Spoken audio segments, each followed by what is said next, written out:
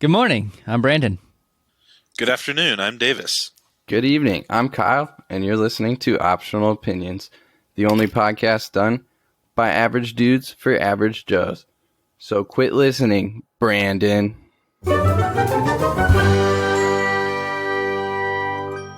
All right, well, I guess we're doing Pan's Labyrinth, a pretty old movie. I don't really know when it came out. Does Nope, anyone I've know? done zero research into this movie I purposefully. haven't even Googled it. I was gonna look it up on IMDb just to see how long it was, and then I didn't. Yeah, good. So all I Okay, know so is that for the average, it's named Pan's Labyrinth. so for the average listener, the reason we know so little about this movie is because we selected it from IMDb's top 100, That is correct. Yep. and it was a movie that none of us have seen before. And so Brandon thought it would be a fun idea to essentially record a little snippet before we watch the movie, and we can all, just based on the title and what very little knowledge we have already, try and guess what the movie is going to be about, and then we'll come back and record afterwards. So Yeah, it should be fun. Should be fun. So like Kyle said, I know nothing except the name. I did see a small image of the movie, like the poster, I think, when I was searching for in the top 100 list. So that's basically all I have to go off of, that and the title. So unless you guys want to say anything else, I'm going to go ahead and start. Go for it. Yeah, go So, for it. Well, I guess first of all, so do you guys know the definition of labyrinth? It's a maze. Like, yeah, something like that. Twisting, something like that. I don't know. I actually didn't know that, and then Cassie told me without me asking her, and so that did help me. Otherwise, mine would have been very different. I kind of assumed that it was like a laboratory or some fancy word for laboratory. Kind of Interesting.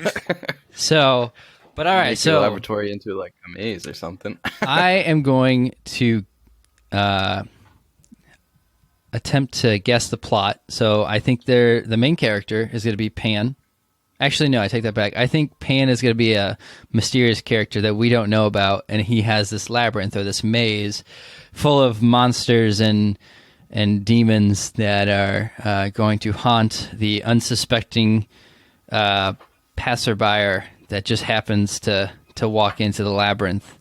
And I think these monsters, who appear very scary, are actually going to be very friendly and help him escape in the end. Okay. I literally haven't thought about what I was going to say. That was all off the cuff. So So just to be clear, this is not the one with David Bowie in it? Because I have no clue. I know there's one Me with either. David I also Bowie don't in know. it. Because if it's that one, then I do know a decent amount about it. But if it's not that one, then I have no idea about it. All All right, right, well, I'll go next then, and you can finish it off with what you think it actually is, and maybe you're explaining the totally wrong movie, but Can I who just? cares? Can I just? That's I don't want you to taint my expert guess. okay. You make your expert guess, and I'm just gonna look up on Netflix when this came out. Why can't you just look up actors in the movie? Pan's Labyrinth. All right, so while Davis is looking that up, I'll give my brief description of what I think it is. So basically, the one image I saw, and this was a while ago, I don't even remember if it's like, but I think there was some sort of weird creature or monster. I don't know what it was on the cover. Brandon, is that the same? no, I Poster. saw what looked like a little kid in a yellow jacket walking in. I think it's been a while since I saw it, but that's what I remember. Okay, so maybe I saw something totally this is what I remember, is some weird looking thing on the front, or a picture of some weird looking thing. So I think this weird looking thing, his name is Pan, right? And I think he gave himself the name Pan because he really enjoys Peter Pan. Obviously. Yep, Makes yep. sense. Who doesn't? And his lifelong goal is to essentially just create a corn maze. And that's all he really wants to do in life. So But- this is Stephen King's The Tall Grass or whatever, The Grass. I have no idea. Never Maybe. mind. Continue. So anyway, he tries to create this corn maze, but because he's a weird looking creature, everyone gets scared when he like tries to greet them in the corn maze, and that's the origin of like haunted corn mazes. Ah, that's so sad. Interesting. It is sad, but I don't want to watch a depressing movie, Kyle. Don't I'm jinx sure it's it. got some redeeming quality in the end, right? You're gonna jinx it. Well, we'll see. Um, All right, Davis. okay. So I think if it's the movie that I thought it was, it also features Jim Henson's puppets. And so Are basically... you thinking of The Dark Crystal? No. So basically what happens is this girl, I think like her little brother gets transported away, or like gets taken or something by evil David Bowie, who runs this labyrinth thing.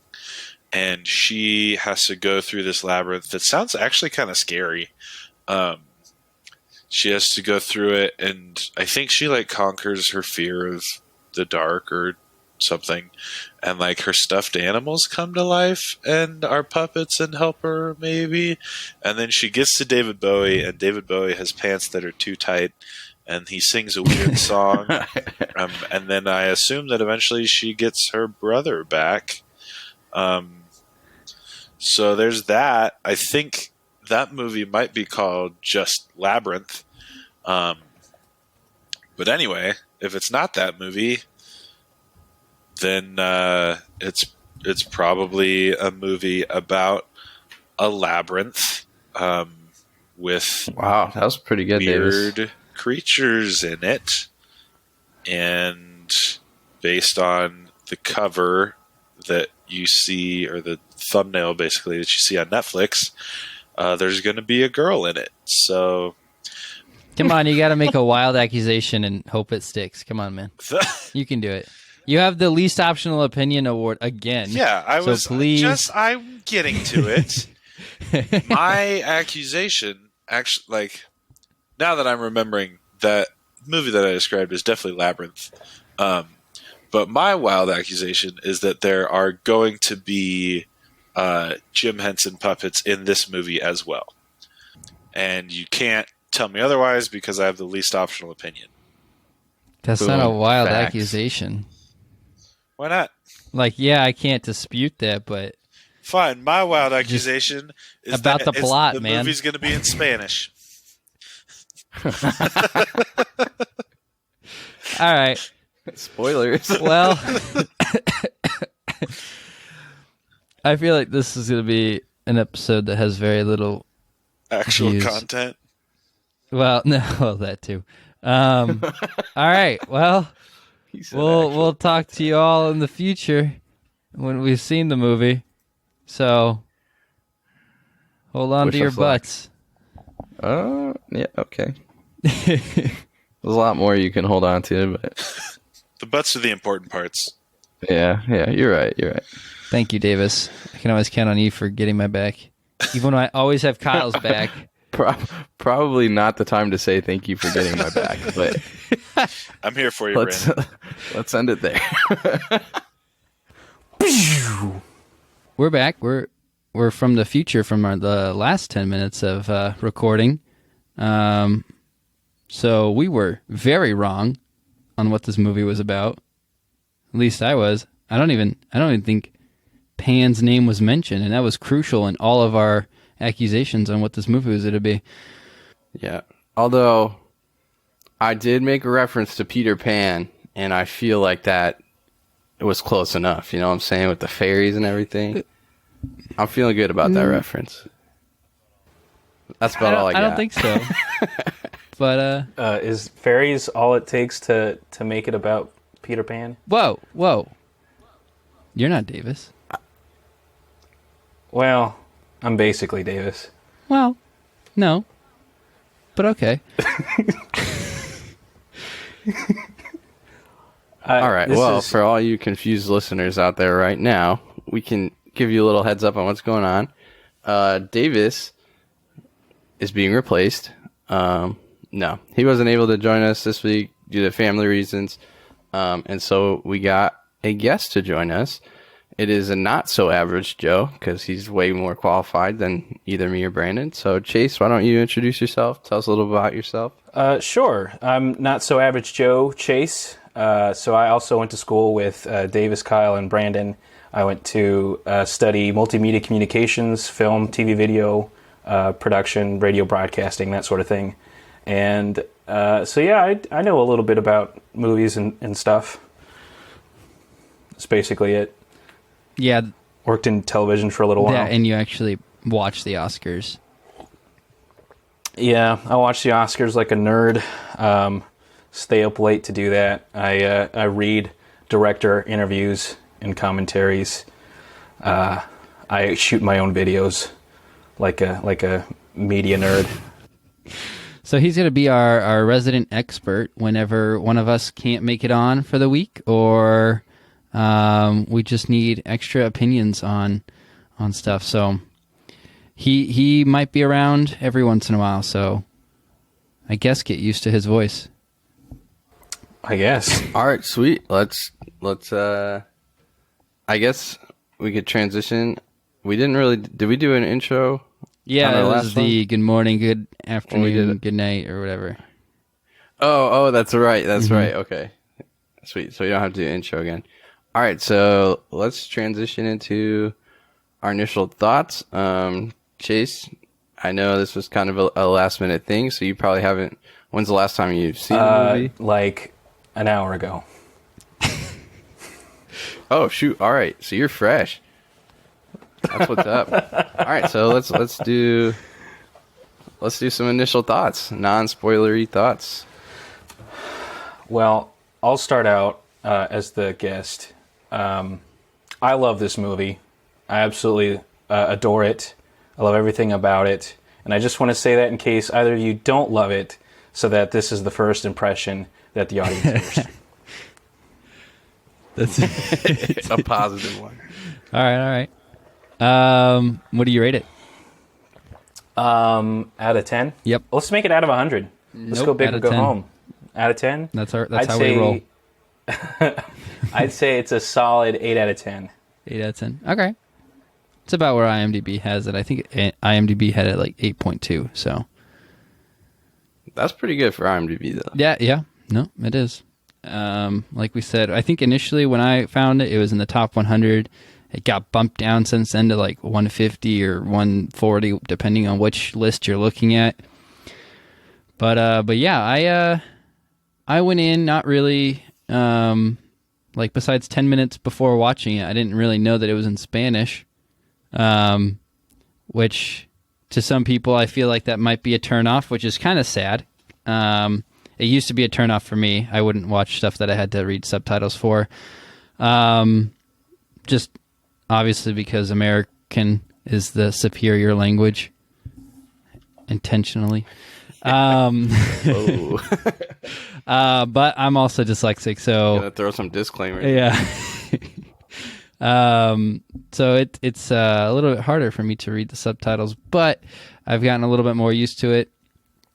And I rather enjoy some foreign films, one of them being Parasite, but that's not what we're here to talk about. But anyways, yeah, so I enjoyed it. It was pretty good. I thought that, I'm trying to think of non-spoilery opinions. I think the one thing that my biggest critique of it, and is not like necessarily the actress's fault, but just her reactions to like the CGI. It wasn't realistic at all. Just obviously because like she's reacting to nothing, and it's definitely hard for normal actors, let alone like a kid. So that took me out of it every once in a while. But overall, I don't have a whole lot to complain about the movie. So yeah, I give it probably around 7.8 I actually hadn't really Dang, nice. thought about what the rank would be until just then. So off the cuff, Kyle. That's right. All right, so yeah, I also knew nothing going into this, clearly, based on our 10-minute snippet earlier. Yeah, and watching something with subtitles isn't really that big of a deal for me because I'm one of those weird people that has subtitles on everything. Like, I just enjoy subtitles because it bothers me when, like, there's so many different times in movies where, you know, like, all of a sudden they're talking quietly and you might miss a sentence which they say, and I don't know, I just prefer subtitles. So it wasn't that big of a difference to me. And I also enjoy watching anime, which I also will need subtitles for, so yeah. So, that being said, I did enjoy this movie. It is one that I don't know that I'll go back and watch again unless somebody I'm with is like, do we really need to watch this movie? I did appreciate, I feel like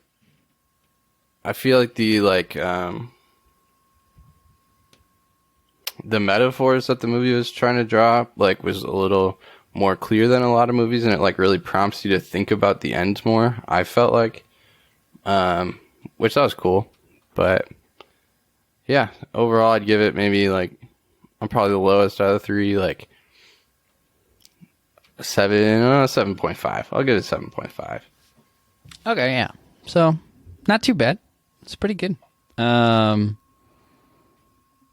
I think it just goes back and forth between me and you, Kyle, typically, of who's the harshest critic. Cricket.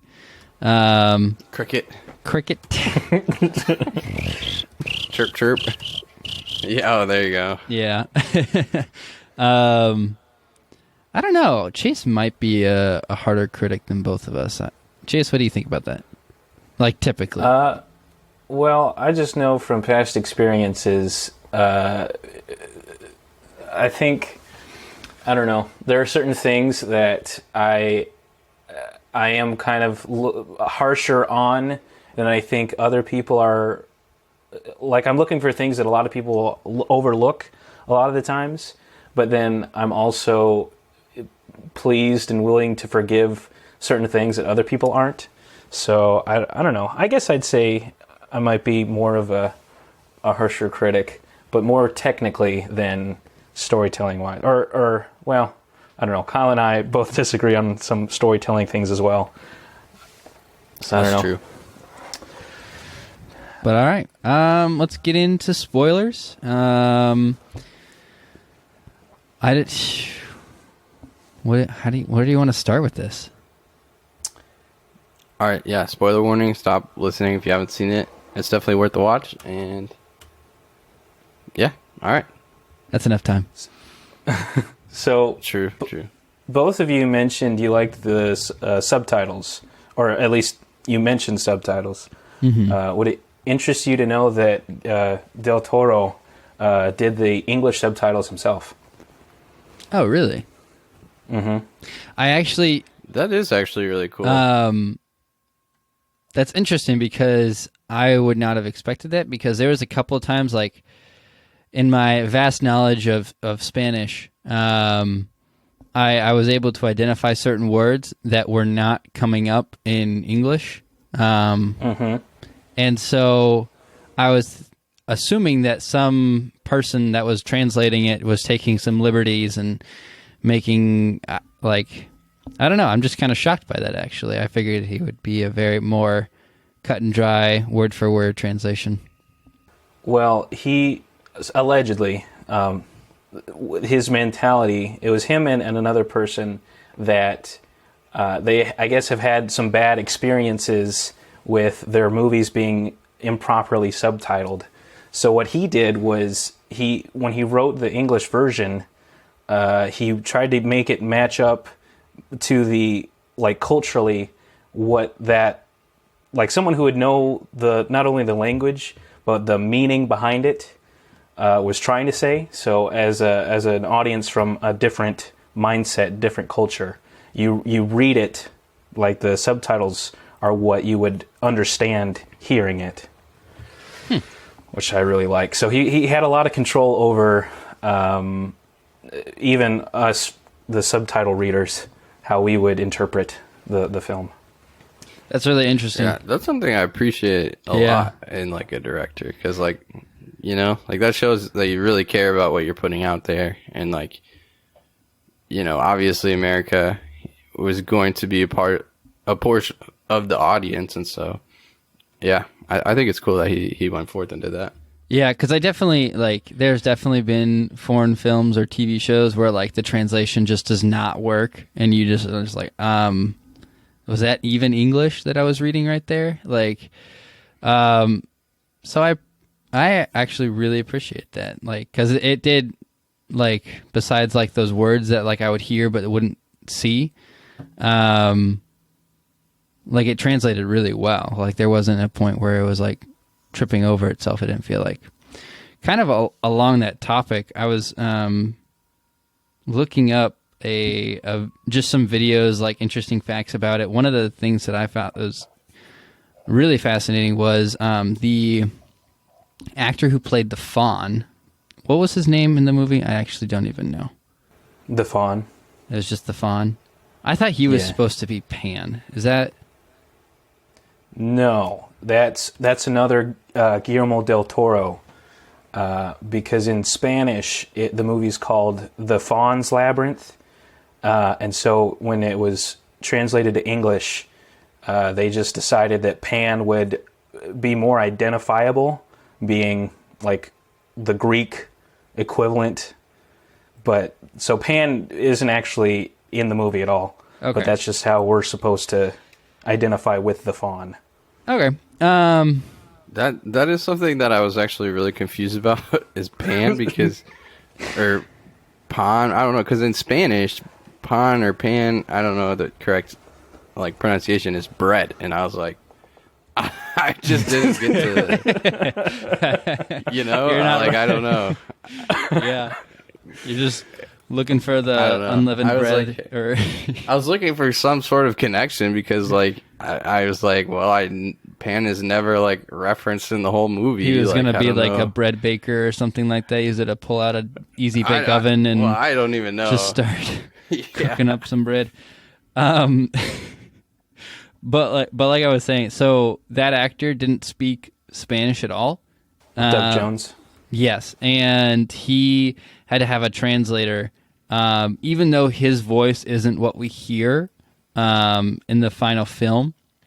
He wanted to make sure that he was, like, I don't know what you call that, like the animatronic mouth of the Fawn matched the words that, like, was eventually going to be saying. So, like, because he was controlling the mouth as well, so he wanted to make sure that those meshed really well, and I think they did a really good job of that. I appreciate that extra effort. I don't. Guess. The UK. No, he's from Indiana. Oh. Good old Indiana. Dang, you and your Indiana actors and actresses. Adam Driver, you're very yeah. The armpit of the United States, as I like to call it. Or is it the most creative state? You gotta have something else to do instead of looking at corn all day. Yeah, right. What else is that actor in? I don't even. He did a lot of Hellboy body acting. Interesting. He did the Pale Man also. Oh gosh. In addition to the Fawn. Gosh. If you're a listener, like a frequent listener to this show, you'll know that I do not like horror films, like, at all. And this isn't a horror film. But oh my gosh, does that Pale Man scar you oh gosh. Guys, I felt so uncomfortable. I still feel uncomfortable when, like, I shut the lights off to go to bed at night. And it's been like 5 days since I watched this. Like, oh, guys, I didn't like that at all. At all. I heard it's like its body was just kind of gross. Like, it didn't, like, scare me. It was just, like, gross. Ugh, I don't know. thought the eyes and the hands. I thought that was like a cool. That's what creeped like, me it was out the definitely most. creepy. Like I was fine with it up until like he put his hands up on his face and like his hands were acting like his horns or whatever, and like it's a super ineffective monster, but man does it look creepy. I did not like as soon as it starts to grab at you, it loses complete focus of what its objective is, and like it's not effective at all. But I heard a story that what's the director's name? Del Toro? Is it Guillermo del Toro? Yeah. He was sitting next to Stephen King during a screening of it, and he said that Stephen King was like squirming in a seat during the Pale Man scene, and afterwards Del Toro said that that's worth more than an Oscar was to him. So, fun fact. Dang, yeah, that's awesome. If you can make Stephen King squirm, you're doing something right. Yeah, that man's mind is disturbing. I would never want to be in there. Yeah. Have But you? it's also creative, like excellent world building. So you guys went in pretty blind. Did you know who directed it? Did you know that it was Guillermo del Toro? I didn't know that. Have you seen any of his other stuff? I'm gonna be honest. I don't know who Del Toro is. Guillermo del Toro. What else? What else has he done? Hellboy is another big one. Okay, well, that he did. That. Yeah, I've seen Hellboy. The I should say the quote unquote original one, not the newest edition. Yeah, the one that made me freaking lose the last game. Still salty about that. He did Shape of Water, Pacific Rim.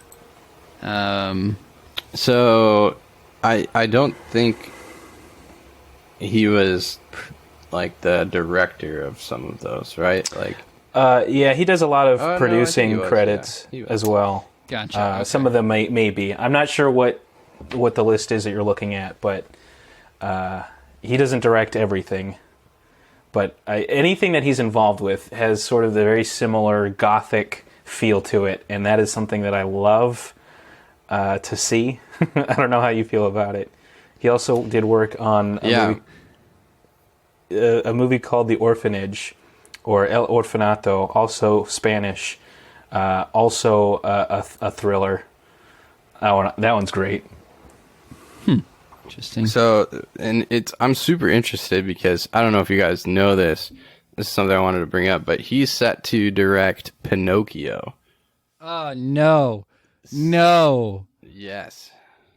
No, why are they making a live action adaptation of that? Why? Dude, of course. It's just... That's the worst out of money. all of them, bro. I hate that movie so much. That scarred me as a kid, man. What the heck? Were you scared that you weren't actually a human? No, the freaking island where like kids would turn into donkeys and then get like sold off, that's dark, bro. That is so dark. That's why that's a kids show. Super interesting. And they just gave the story over to Del Toro. Oh my gosh! I just wonder the path that it's gonna take. Like, is it actually gonna be like a PG movie? You know? No, I don't think so. I don't think so at all. I'm scared. I think it will, just because they want to make a lot of money. But I'm not gonna watch it if only if we have to do a podcast. That's the only way. I'm not watching it. I won't do it. We just need to do some horror movies. No. I won't edit them. We'll have to substitute Chase for Brandon. Yeah, there we go. Yeah, I'll substitute in. I've got some good horror movies for you. I love them. All right. We'll tag team. I'll tap in. Horror movies, like the ones that are supposed to be like really creepy and stuff, they never really get me. It's just jump scares get me every time. That's what it is. And it's like, I'm not even scared. I just jump. I hate it. It just bothers me. See, I'm never really, like, the movie itself never really scares me. It's like my mind after the movie, that's what freaks me out. That's what gets me the most. I can't do it. Like, especially not in theaters. That'd be way worse. I'd have to watch horror in the comfort of my own home if I ever had to. Need a blanket to hide under. Exactly. Hide behind my wife, you know. Protect. But All right. Well, we are getting pretty sidetracked here. yes, we are. Sorry. So, fun fact. So the main actress, I forget her name. Chase, help me out. Yeah, Internet, it's help me out. Baquero, I think. Baquero, yeah. So, fun fact, I reached out to her to see if we could possibly do an interview with her, and she never Ivana Baquero. Yeah. So that's not happening. But anyways, I thought she did a good job as an actress, as a young actress. Besides kind of like my qualms with it in the beginning, like I mentioned, like, and that's not her fault by any means. But it was like specifically when like she was underneath the tree and like the bugs were crawling all over her face and her just not reacting to them at all. That just like, I don't know, that did not work for me in the least bit. And like I said, not her fault, but they should have like been telling her, all right, now we're going to put a bug here and here. So you should like freak out a little bit, but nope, nothing. Well, they may not have known exactly. I think that those were added in post. So Well, yeah. they could have decided after the fact to add those in. I think that should have been a little bit more foresight into that, but they definitely were added in post. But I just think that, I don't know, I would have liked to see a little bit more effort there. But Yeah, I guess I didn't even really think about that. Like, I guess when I was watching it, it seemed fine with me because, like, the first one, like, crawled on her and she, like, wiped that one away really quickly.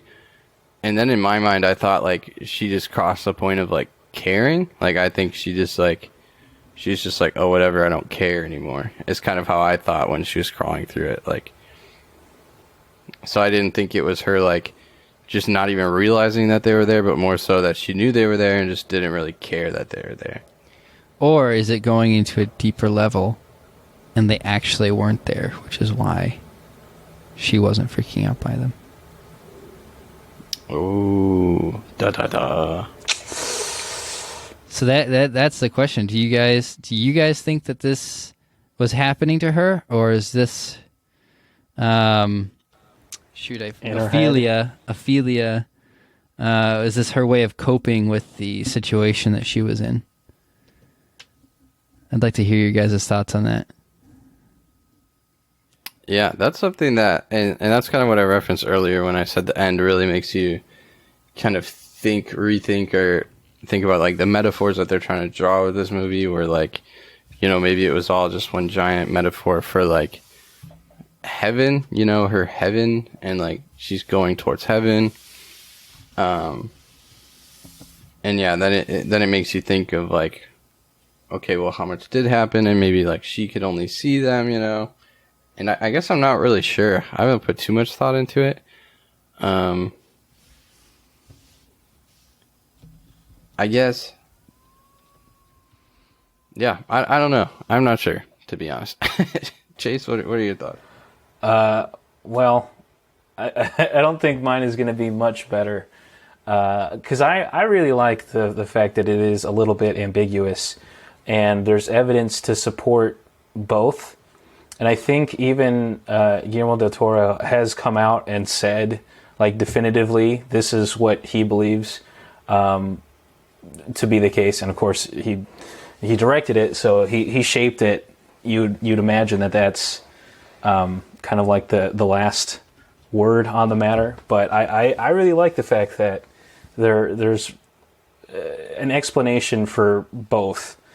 The only thing that I would say is, and we're well past spoiler warning now, so the fact that she dies, right? She's shot. She's bleeding out, presumably dead, and still dreaming up this, her like you said, heaven, this kingdom. So the fact that she's still doing that, I like to think that it's actually happening. Of course, that makes the ending better. It makes it more bearable that it's actually happening. And if it's not, then it's a very, very sad, depressing end. So True. Yeah. I think that does kind of make it, but it also is very, very telling of your, like, the times, kind of the way you lean towards the ending. So it's very gothic, and usually, traditionally, those types of stories do not have a happy ending, because it's all about, the things beyond man are always the doom of man, right? Mm-hmm. So the things outside of our control, these, fantastic monsters and these creatures, and fascists, right? They're bad things, and you'll die every time. So it's a very bleak reality. But as times have changed, more happier endings have kind of seeped into Gothic literature and storytelling. So the fact that you could interpret it both ways, and have an argument for both the happier ending and the bleaker ending, I think, obviously your viewpoint is going to affect that, and I really appreciate that. So I'm not gonna say if I really think it's real or not. Although I guess I kind of did, but I like the fact that we have options.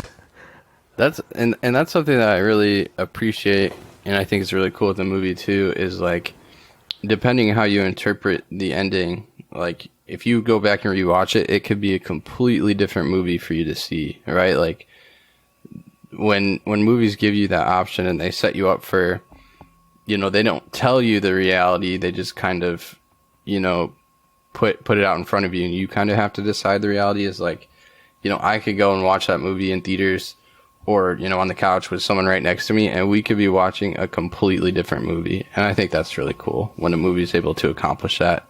I think, like Quentin Tarantino, I feel like he can do that often in his movies. So yeah, that's something I definitely appreciate. Like, when directors are able to kind of draw that line and it's super blurry and you don't know which one he was intending the movie to be. Yeah. I definitely have the more depressed outlook on this film. I don't think that any of it was real, and the main reason that I don't think that it happened, besides like everyone else not being able to see what she was seeing, is the fact that in the very beginning you hear a narrator describing, I guess, the what's the word? Describing, I guess, the outline or the plot, almost the beginning of it, talking about the princess, and she's reading a book, and I'd be interested to have someone that can read Spanish to see if what the narrator is saying is what she's reading. Because if that's the case, then I think everything she's envisioning is just being extrapolated on into the world through her imagination from her stories. So that's kind of the main reason for my thinking of it. The only thing that almost convinced me that I don't really have an explanation for that it... Ooh, I know exactly what you're about to say. Because I was going to bring this up, and I'd be like, what about this yes, part? the one scene that's like, okay, I don't really have an explanation for this, is how she gets out of her locked room. So, like, she has that magic chalk that allows her to open doors or whatever, which is where I think Chalk Zone came from. Actually, Chalk Zone came out before. But I don't have an explanation as to how she got out of her locked bedroom besides the chalk. So I don't know. I think it's meant to be ambiguous, but I lean more towards the depressing ending where she died for no reason, basically. But she died happy because that's what she thought was happening. I don't really think that improves the movie you she saw. she died in peace. If that does help, that is a little, that's more comforting than someone dying in agony. That's true. Although the other thing that I just thought about as well, leaning towards like it actually was real, was the part where she like looks in the book and the like red uterus is showing, and then it like turns all red and stuff. Mm-hmm. And then her mom has the blood, like, you know, like she saw that before it happened. And that, well, just total side note, that was something that disturbed me more than the like scary the pale man monster dude, just because like I knew it was coming. Like I saw it in the book and I was like, oh no, I know what's about to happen. And then it did. I don't know. It's just like, because to me, I guess what scares me the most in scary movies is when things are like reality, like they could actually happen. And like, you know, that's a very scary thing to me. And that's more disturbing and like upsetting than, you know, this weird creature looking thing, I guess. I feel like that could just be explained away as to like, because there's several instances where like children know things when they're not supposed to, kind of like, and like she knew that her mother was sick or in pain, and like she could see the anguish on her mother's face before, like that was also foreshadowing that something was going wrong with the baby. So I feel like that could be explained away, but there was definitely instances when something she was seeing was foreshadowing what was about to happen. So you're right. There's also, I'm going to keep muddying the waters, adding more doubt. Do it. Or positivity. So the fact that she had the mandrake root and she puts it under her mother's bed, and then the captain finds it and is interacting with it. And she got that from the fawn. You could argue that it was something that she found and dreamt up a story for, but you could also say that it was real. And kind of what you were saying about the chalk, right, that she used to get into the captain's office, the captain sees that, so that's another instance where he interacts with it.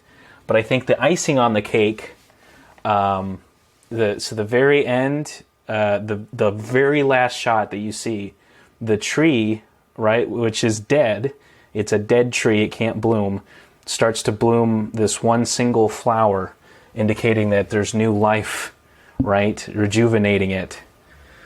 So, like she has really gone to this other kingdom, right, it is bringing new life to the kingdom. Yeah, that's just happenstance. No. I mean, you could also argue that the tree just wasn't dead, and you know, or that it wasn't actually happening, and we saw it differently than how it actually was, or as a continuation of her dream sequence going into heaven, quote unquote, if you will. Lots of different interpretations. Like I've seen my tree bloom in the middle of winter. So like, you know, trees do weird things. True. So there's a couple parts in this movie that I was just like, I just thought were unnecessary. Like some of the gruesome stuff they showed, like the part with the wine bottle. Oh my yeah, gosh. That was just like, that was ugh, awful. Just, like everyone knows he's a sucky person and hates him already. You don't have to do that. I was. That's what I was thinking while watching that. I was like, oh my god. I was taken aback a lot by that. I was just not anticipating. That was probably the thing that shocked me the most.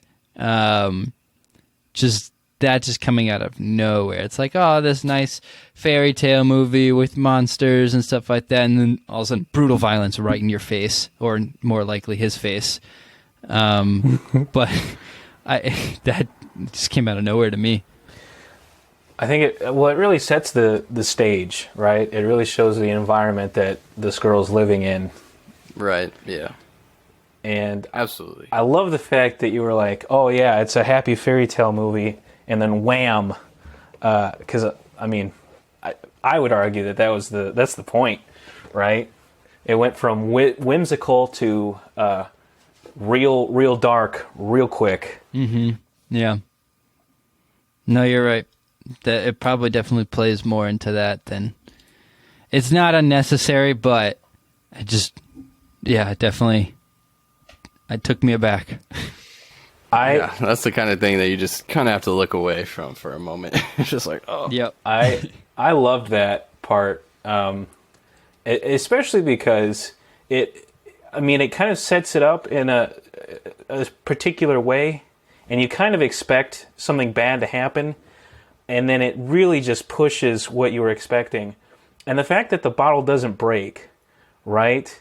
Because how many times have you seen somebody get smashed over the head with a sugar bottle and it shatters, right? It's very cinematic, it's very whimsical, and the fact that it doesn't, because it's actual glass and it's sturdier than you think. It just adds that layer of realism and real just awfulness that I think it's a very fitting little salt, little bit of seasoning on the film.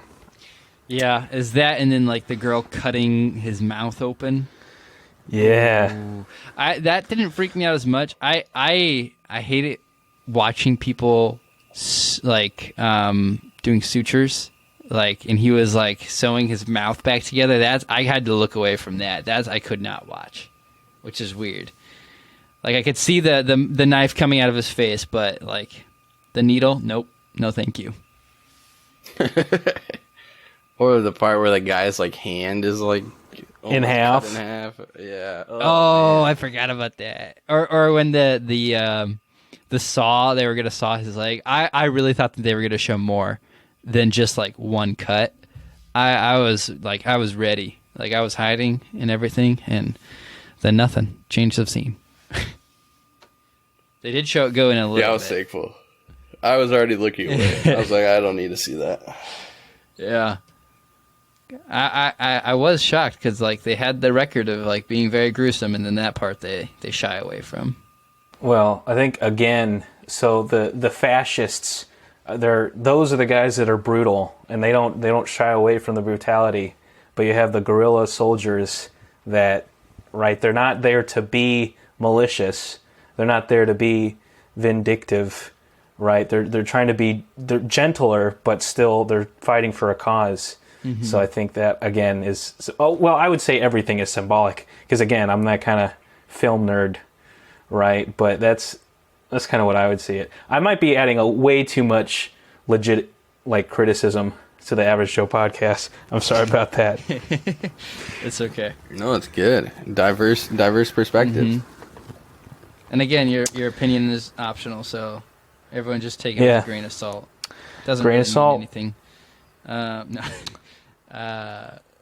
So here's another thing, kind of in the same vein as the, did it happen or not? One that's a little bit less talked about, though. There's an argument that the faun and subsequently all of the other mystical creatures that she encounters are not exactly good. They're not nice. They're almost evil, and they don't want her to succeed. What are your thoughts on that? That's honestly kind of the place I thought the movie was going initially, and then they had the end scene where the faun was with the king and queen saying you won, you beat the test or whatever. So I don't know. I kind of put that by the wayside after the ending, but yeah, I kind of viewed the faun in a more so negative light throughout the movie, and I feel like there definitely was subtle hints that they were not, I definitely got the feeling that the faun almost didn't want the girl to succeed throughout, and I feel like that end line that Brandon mentioned was important there because it showed that, he actually didn't want the girl to succeed, because that means that her succeeding is then that much more powerful or proof that, she is this, spirit that's trapped in a human body or whatever. So yeah, I definitely like. I got hints of that throughout the movie. What I always found interesting, so one of the instructions when they're in the scene with the pale man, one of the instructions she's given, one is to not eat the food, and she blatantly disobeys that. But the other only task that she was given was to follow the fairies, and she also does not do that. And it turns out that she was successful, and the fairies were wrong. They picked the wrong door. I do have a question about the whole door situation. What was there like something that I missed? Why were there 3 doors, and how did she know which one to pick? Like, well, she knew because she was the chosen one. That's the cop-out answer. I honestly, I couldn't tell you. I think, I mean, what would have happened if she picked the wrong door? Like, I didn't understand. I was just like, oh, okay, why can't you just try all of them? I think that was the whole thing too. With like something bad might have happened, it probably would have waken up the beast or whatever its name was sooner if she picked the wrong one. And it also, I think, had to play into like the whole time effect of it too, because she was supposed to get out of there before the last sand fell, even though she ended up failing doing that. But yeah, she failed every single instruction, and yet somehow still passed that test. One thing that I actually thought was really cool, and this is like one more thing I want to talk about, was the practical effects of the fawn. Like almost everything on that costume was all like there. And at first I was like, oh, those eyes and ears seem way too expressive in order to be like actually a practical effect. But like I was like looking at it and like post or pre-production videos, and like all of that was practical. The only thing that wasn't was well, I guess technically all of it was practical, because what they did for the feet, because I thought the feet might have been all CGI, but the feet are actually practical, or the legs are. And what they did was he just wore like a green morph suit and was standing like on the hooves as like the legs jutted backwards and then back towards the hooves. So all they did was just mask out his legs. So everything on there was 100% practical, which I was insanely impressed with because it looked so good.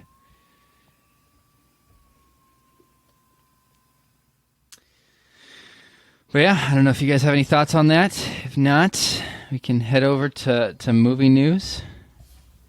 yeah, I don't think so. Just to sum up, I think it was a good movie. I think it's definitely worth the watch. Well, if you're here, hopefully you have seen it. But yeah, that's true. That's true. If not, and you're just like listening to stuff while on a car ride, like spacing out, then hopefully we didn't spoil too much for you. Yeah, that's impressive. If you could have had this conversation not watching it. I actually do listen to some movie review podcasts on movies I haven't seen, just because I like the people that do them, and I just want to. Yeah, I definitely do that. Or if it's like a movie that I know I really don't plan on seeing. Yeah, that too. Yeah, that's true. But yeah. All right. Movie news. I don't really have a whole lot to talk about. Ooh, so one of my favorite shows on Netflix was a show called like Formula One or Drive to Survive, I think is the name of the title of the show. It's super well done. It really gives you a look in like behind the scenes of Formula One stuff, and like, you know, the culture that kind of surrounds that. And the second season is coming out Friday, so I'm super pumped for that. All right, well, but I won't even be able to watch it this weekend because so dang, I'm pumped. Bring your mic, man. We'll do a mini episode or something. Oh, that's true. We could. Yeah. And I'm trying to think. So I know Batman's coming out. They've or not coming out, but like they've started recording. They started. Yeah. There's some production videos, mostly of his stunt doubles, the stuff that I've seen. They're starting shooting in Glasgow. Oh, really? Yeah. I'm gonna pretend like I know where that is. That's where I'm at. Oh. I don't know if I you mean, want not people exactly, knowing that, but So well, are you I'm gonna not be an extra. I'm not exactly in Glasgow, but yeah, I'm in Scotland. I don't know. I am going to go and check it out and see if I can't get a glimpse. dang. But they've started blocking off streets because they're doing shooting here, and I better see you in the background. well, they might take a look at me and like, we're gonna edit that guy out. Yeah, it's pretty easy to paint people out now. But yeah, one thing that I actually heard, so like, you know that like teaser photo that they sent out with like the bat symbol on his chest? I don't know if this is 100% confirmed, but apparently what that's supposed to be is the stock of the pistol that killed his parents. And it kind of looks like a gun handle if you look at it closely. I might be able to send you guys a photo. Yeah, I think I read that as well. I didn't read into it anymore. I was like, oh, that might be true. It might not. Either way. Like, That's really cool, I think, like that kind of detail. Because, like, I feel like that is something that Batman would do, like, to take something like that and to, like, turn it into a symbol. Use it. Yeah, I like that. I like that a lot.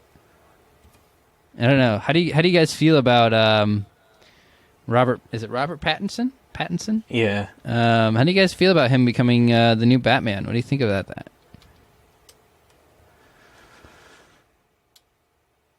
All right, so that about sums it up. Silence. I mean, I don't really have strong opinions on it. Like, I'm fine with it. I also just kind of like, why do we need another Batman? Like, you know, I don't know.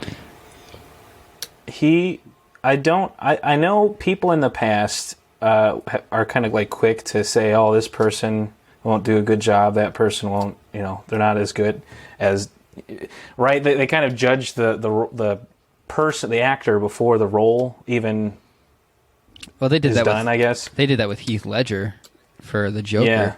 No one wanted him as the Joker. People wanted him recasted.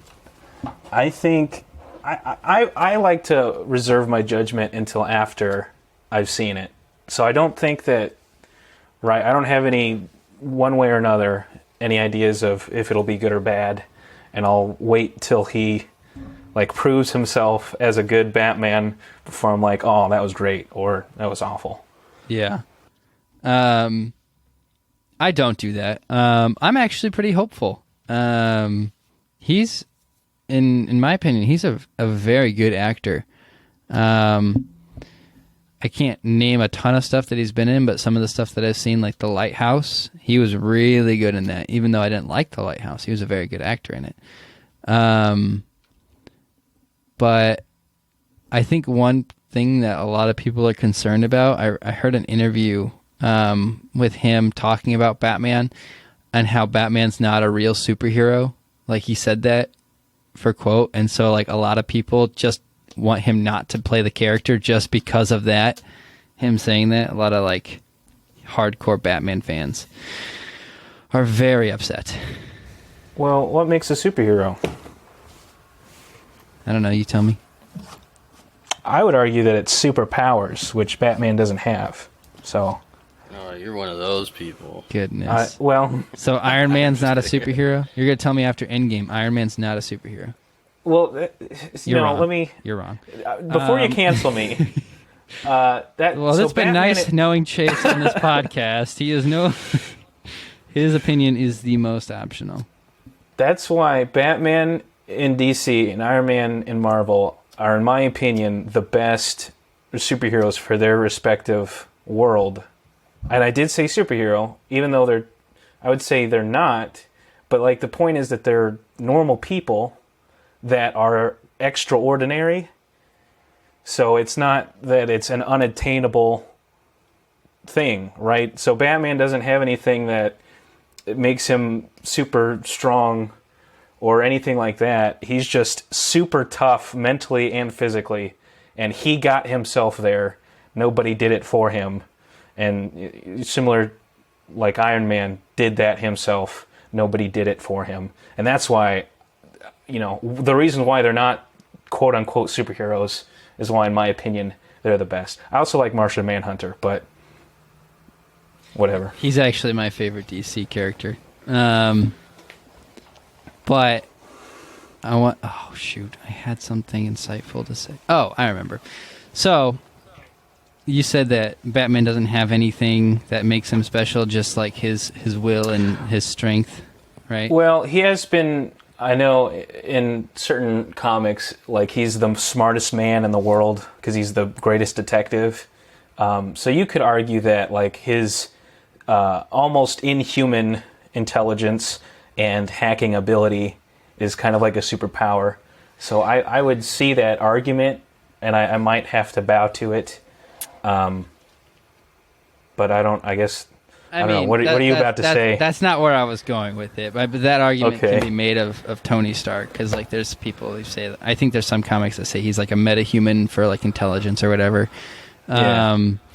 But the thing that's funny, I think, and this isn't like, I guess, I don't know how would you describe this? Canon's not the right word, but like, so in the comics, Batman has been known to like bench like over 1,000 pounds or something stupid, and in the Marvel comics, Captain America, who's been like roided, can only like bench like 500 pounds, and so it's like Batman isn't super strong by drugs that we know of, is basically what I'm getting at.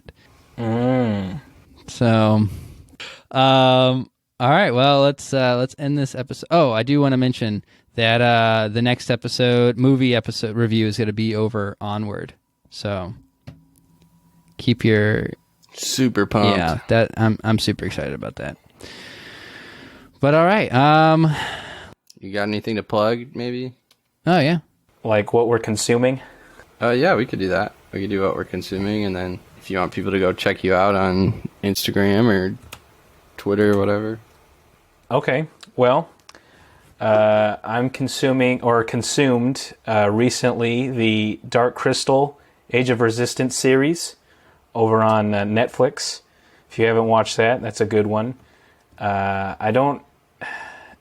So there was the original Dark Crystal movie from the 80s. You may or may not want to watch that ahead of time, but that's also on Netflix. So just go ahead and watch all of the Dark Crystal content. Why not? I might drop it down on a peg. I thought visually it is very stunning, but I did not enjoy it it just felt very childish. But I mean, it is kind of, I think, geared more towards children. So just keep that in mind if you're going to watch it. That says a lot about me, I guess. I've recently started watching, just finished Psych the other day with the wife, and we have now started a show on Prime called The Americans. I don't know if you guys have seen that or heard of it. I've heard great things about it. I haven't seen it. I actually hadn't heard anything about it until she was like, I want to watch this with you. And I'm just like, okay. So, yeah, we're like 2 episodes in, but so far it's pretty good. I'm excited for it. Sweet. All right. Yeah. So I'm Kyle. I guess that's probably already been established. But we're rewatching Parks and Rec. I absolutely love that show. It's been great to rewatch it. Still on that grind? I forgot. Yeah, I've forgotten like so much that has happened. So it's been really good. And I haven't really been watching anything new aside from, I think I already called out the anime I've been watching, Demon Slayer. So that's pretty good. All right, guys. Good episode. Yeah, it was fun.